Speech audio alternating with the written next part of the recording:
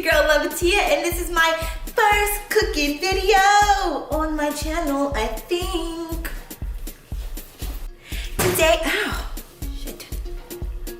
Today we're gonna be learning how to make vegan tuna with not one, not two, but only 3 ingredients. What?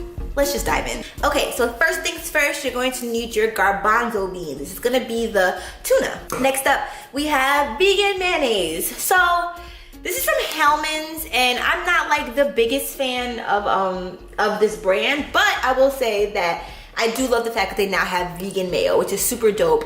And you can also check out a lot of other vegan mayonnaise companies as well. I can put some suggestions on the side, and it is non-GMO. Woohoo! And relish. Relish, yes, relish. And I think this one is organic too. Yep, organic relish. That's literally all you need, just these 3 ingredients. Okay, so first we're gonna wash off the can. I'm gonna bring you guys over here. I hope you guys were washing your cans before Corona, but if you weren't, if you're super OCD, you can take a little bit of soap, wash your can, just in case. But again, if you weren't doing this before Corona, then I'm judging you. Then you crack this bad boy open. Let's get going. I may or may not have sliced my finger a little bit, but you're gonna take your can very carefully and pour your contents into a medium pot. And then I'm going to turn it on 4, which is kind of a medium flame, and just let them get a little bit softer, because I know sometimes garbanzo beans can be kind of hard. Also, you want to do a test to see how salty the garbanzo beans are. Depending on the brand, sometimes they're a little bit saltier than others, and you might not have to add any seasoning, but let's see. So the salt factor is pretty good, but these are a little bit sweet, so I'm probably gonna end up adding just a little bit of Himalayan pink sea salt. But we're gonna let these simmer a little bit on this medium flame and come back when they're done. All right, so excuse the condition of my pot, but it's time for us to do a test. They look like they're pretty done, and I really only left them in here for about maybe 5 to 7 minutes. So I'm gonna take them out now and drain them. Okay, so if you don't have a colander like this to drain your chickpeas, then I would recommend you just do the old ghetto drain, you know what I'm saying? Put the pot up to the sink and twist it. I was trying to say twist it, and I was gonna say toss it, but I didn't want to say toss it. So anyway, so you're going to take this with a little bit, you can leave some of the bean juice in there. Leave some bean juice. Pour it in. Gotta make that sound. Okay, maybe not that sound. So you're gonna take your potato masher, and you're going to mash. It's very hard for me to do this on my hand, but I just want you guys to kind of be able to see what I'm doing. Maybe I should just tilt this down a little bit. We're gonna mash these, and I say do it to your heart's desire. The first ones I didn't mash, the first batch I made, I didn't mash it up a lot. And then I ended up mashing up the second batch a little bit more, and it actually seemed a little bit more tuna-y to me, so that's my recommendation. Now, if you do not have a potato masher, you can use your trusty dusty fork. And literally, it's just gonna take a little bit more arm power, but you're literally gonna, back down you go. Okay, this is fucked up. Okay. You're going to just mash it like you would mashed potatoes.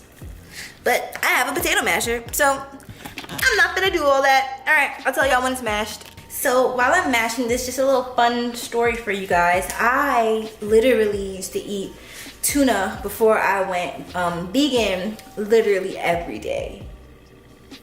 No, every day. You can ask my mom, yo, I would have tuna sandwiches, tuna with crackers.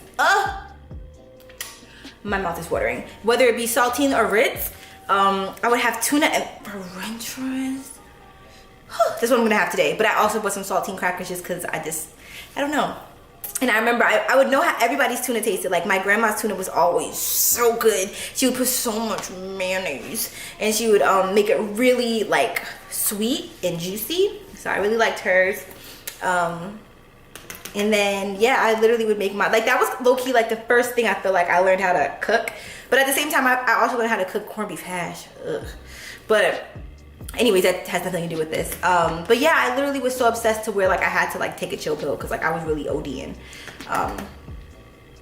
It was really crazy. But yeah, so I'm like finding out how to make vegan tuna has been like the best thing that ever happened to me, seriously. And the fact that it tastes so good, and the fact that I'm a tuna connoisseur, or was a tuna connoisseur before I went vegan. And people always ask me like, when you go vegan, like, you miss chicken? You miss bacon? And I'm always like, no, I don't really have like cravings for anything really, because I feel like everything that I would crave, I've found the substitute to it. But tuna was the hardest between that and Alfredo. And once again, like I've always been lactose intolerant, so I've never really been able to enjoy or indulge in Alfredo the way that like I thought I should. But yeah, I definitely mastered this. All right, y'all, time to add the ingredients. All right, guys, so the next thing I'm gonna add is not quite on the ingredients list, but it does depend on if you have, like I said, the saltier chickpeas, or like the ones I have are kind of sweet. So I'm gonna put some Himalayan pink sea salt, and you can get this from like Costco, or you can get it from, like I like to get it from the farmer's market because it's way cheaper. But I think this is low-key lasting me like 2 years, honestly. And I have like a pinch in my hand. I don't know if you can see. I'm trying to kind of use my discretion because I just don't want it to be too salty. So I feel like that's enough. All right, so the first thing we're going to do is add the vegan mayo.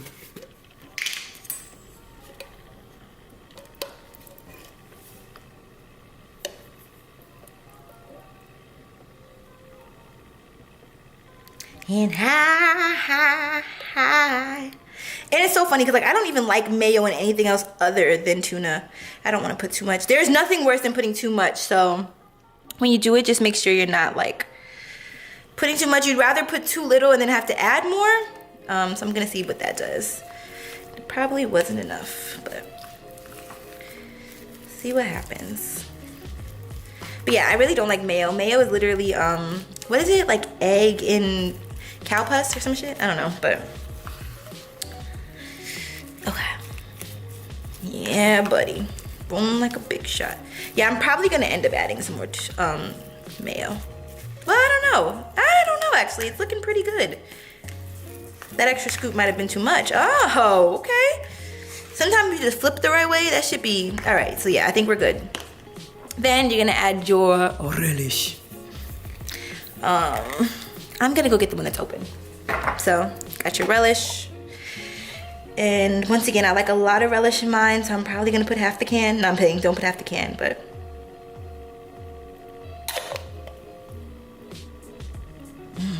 Oh yeah, okay. Mix that shit, mix that shit. I think I put too much relish, guys, but it made it juicy, which is good because that means I don't have to add any more mayo. So I guess remember that too. Depending on the relish you use, it might be juicy.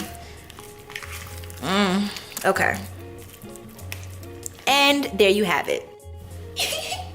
Now, everybody has their preference on how they like tuna. So you would be like, that should look gross, but it's just because of how I like my tuna. And I don't know if you can tell, like I kept some big chunks of chickpea, because if you mash it up too much, it will taste like chickpea mash. Like you don't want it to taste like mashed potatoes. So make sure you don't mash it up to the point where you can't see any of the lumps. You want to make sure you see a couple of lumps. And if you want to, you can kind of do like how they do in Arden's Garden, where it looks like they have the whole chickpea and they just kind of slice it down the middle. That's a little bit too tedious for me. I just like it like this, but I'm gonna go make some french fries and then eat this thing up. All right, it's time to eat. So excited. So I put my tuna in the fridge because I just like to have my tuna when it's cold. But my cat was gonna come up and say hello. Grabbing a fry, dipping it in. Oh my God. This shit is so good. Every time I make it, it gets better and better. Like, and it started off good, so imagine how it tastes now. Thank y'all. Oh my God. Thank y'all for watching. I would do a mukbang, but I want to watch Survivor and like enjoy this food. But this is my first cooking video. I'm so excited. It was so easy, 3 ingredients, so easy to go vegan. I will never miss tuna again, and it's so cheap. The most expensive thing is the mayonnaise, and it's like $6, which lasted me a really long time. So I'm grateful. Enjoy, y'all. Thank you for watching. I don't know why I said enjoy. I'm just thinking about this food. Thank you for watching. Okay, bye.